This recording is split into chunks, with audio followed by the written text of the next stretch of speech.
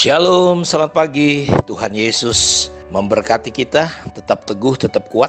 Dan kita masih terus belajar bagaimana kita menjaga iman kita.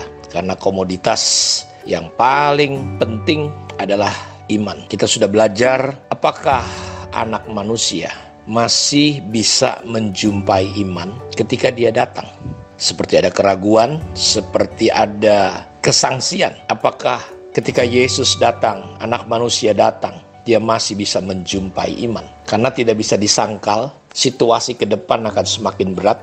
Situasi ke depan kita juga semakin tidak menentu, tidak jelas. Karena dunia memang dengan segala isinya akan lenyap. Dan kita sama-sama tahu bahwa di dalam kitab Wahyu bahwa ada yang namanya 7 meterai. Di pasal 6 jelas sekali ketika meterai-meterai ini dibuka, ada banyak peristiwa dan kejadian. Ketika ada meterai yang kedua dibuka, ada makhluk yang berkata, Yohanes melihat ada seekor kuda merah, padam. Dan orang yang menungganginya dikaruniakan untuk mengambil damai sejahtera dari atas bumi. Dan apa yang terjadi? Orang akan saling membunuh.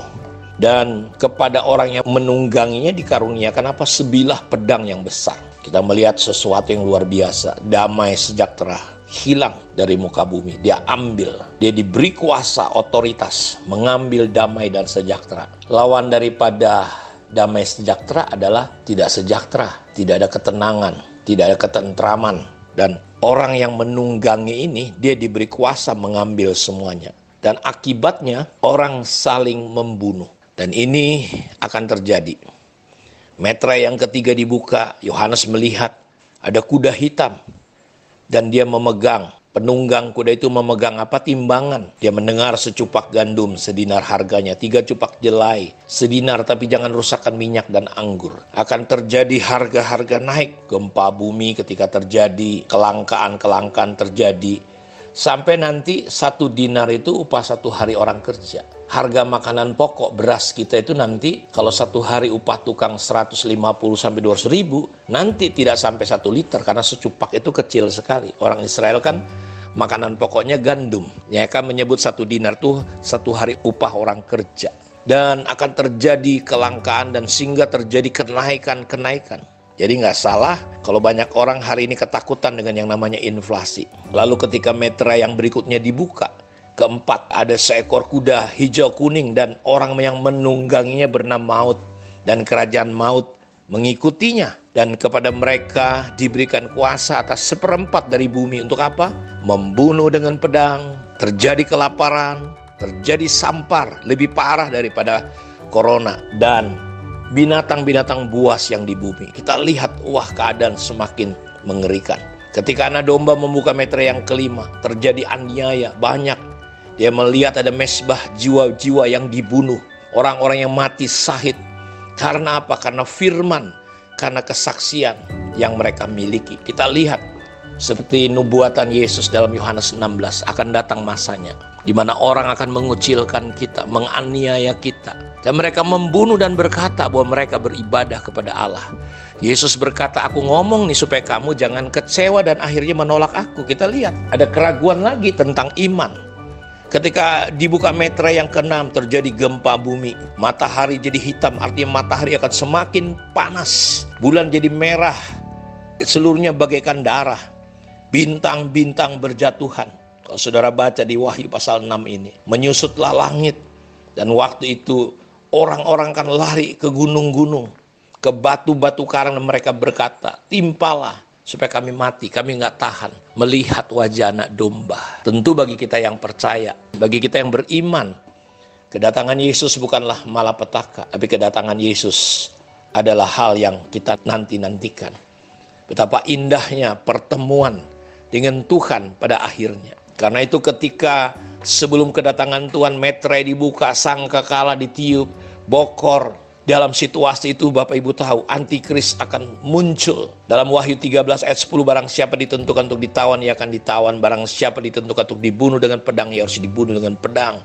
Yang penting di sini ialah ketabahan dan iman orang-orang kudus. Nggak salah kalau Tuhan berkata, apakah dia masih bisa jumpa iman?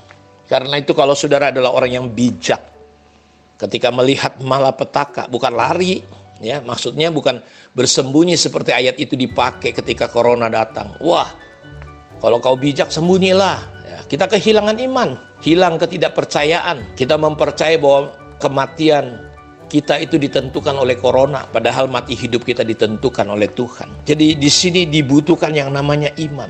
Yesaya menubuatkan bahwa apa yang terjadi di kitab Wahyu itu sudah dinubuatkan di Yeremia pasal 15 ayat 2. Apabila mereka bertanya kepadamu, kemanakah kami harus pergi? Jawablah mereka begini firman Tuhan, yang maut ke maut, yang ke pedang ke pedang, yang ke kelaparan kelaparan, dan yang ketawanan ketawanan. Kita melihat bahwa ada nubuatan. Dan apabila pasal 43 ayat 11, apabila ia datang, ia akan memukul tanah Mesir. Yang ke maut, kita lihat nubuatan ini. Dan kitab Wahyu kembali diulang. Jadi benar kalau Alkitab mengatakan, apakah anak manusia bisa menjumpai iman ketika situasi-situasi ke depan kita, penggenapan firman terjadi. Iman kita harus kita jaga. Karena itu bangunlah imanmu di atas dasar yang paling kudus. Karena itu kita tidak ada jalan lain untuk kita memiliki iman. Iman itu muncul dari mendengar firman Allah. Karena itu jaga hati kita.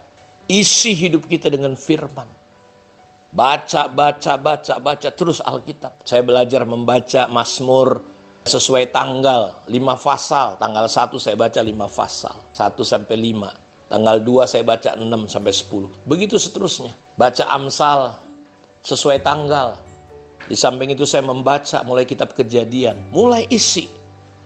Karena tidak ada yang lain. Iman kita hanya bisa terpelihara. Karena itu nggak salah Alkitab berkata, peliharalah hati kita lebih dari apapun.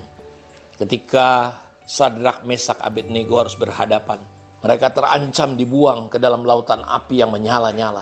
Mereka disuruh untuk menyembah patung. Dan mereka berkata, kalau Tuhan mau tolong kami, biar dia tolong kami.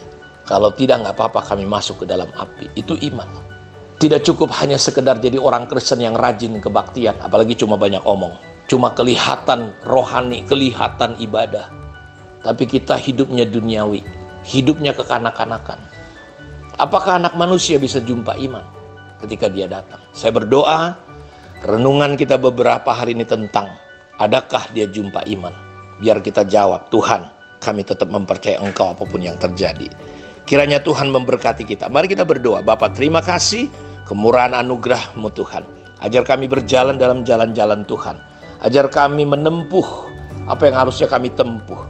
Biarlah firman Tuhan terus menjadi kehausan dan kelaparan bagi kami semua. Terpujilah Engkau Tuhan, lawat dan tolong anak-anak-Mu. Biar kami menjadi orang-orang yang tetap percaya, tetap teguh, tetap kuat di dalam Tuhan. Dalam nama Yesus Kristus kami berdoa. Haleluya.